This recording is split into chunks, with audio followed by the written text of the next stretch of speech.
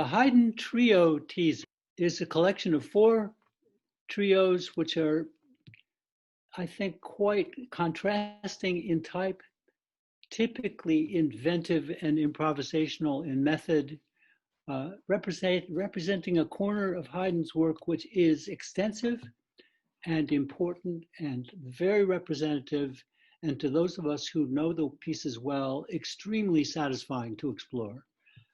He wrote trios for piano, violin, cello, really throughout his career, with a particular emphasis in the later years, where it seemed to him, I'm sure, a perfect place for his particular method of organizing his own improvisation in very novel ways. So he will follow familiar shapes in these pieces, but he will introduce details which seem more, even for him, to be startlingly in the moment and fresh and really endlessly surprising. I'll say something a little about the character of each piece.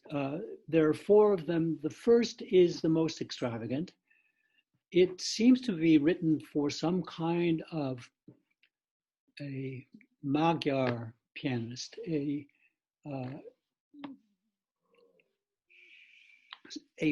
Esterházy pianist, someone from whom Haydn was learning folk styles, improvisation of a very new kind. And this really infects both the first and the second, and to some degree the third movement. The pianist erupts and has much to say about commentary and enhancement and infusion of personality.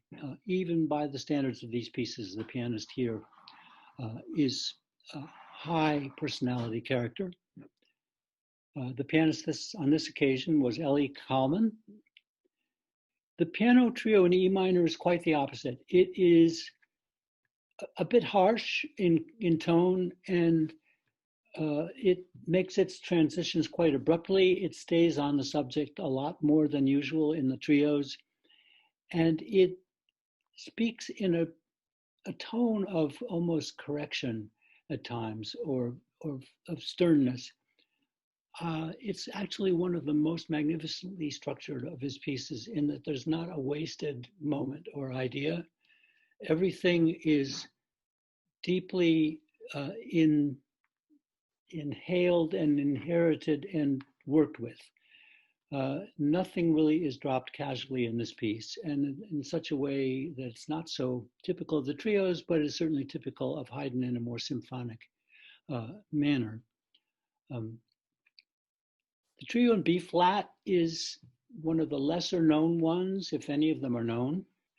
It is also one which has a kind of casual quality, as if these performers were almost bringing the piece in for Haydn's comment.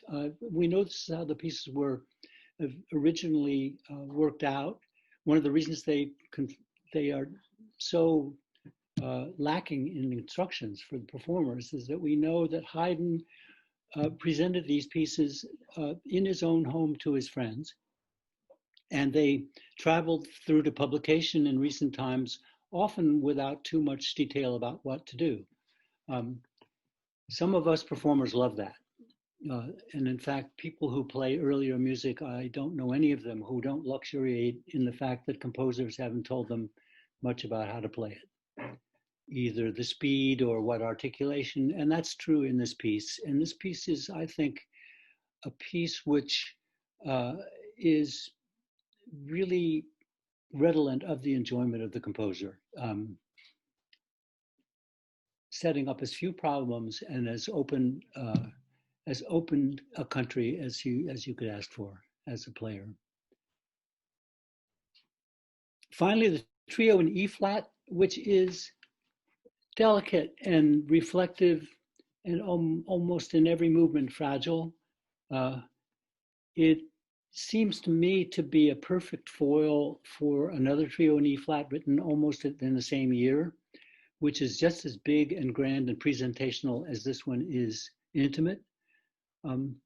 it has a slow movement which is in a very remote key and which is almost speaking in a whisper, as often the slow movements are after the sort of more festive, more rambunctious ideas of the first movement. The trios as a whole tell us something about Haydn, which I don't think we can learn anywhere else in quite the same way, because of his method of composition, which we know was to sit at the piano and improvise. There are moments in these pieces where he just does immediately in the moment what he feels like doing. And even in the string quartets and symphonies, he'd be less likely to do that because in those times, those media were already public. But the piano trio was not. The piano trio was really meant for a small room about the size of our room at Toka Creek, where we perform for 80 to 100 people.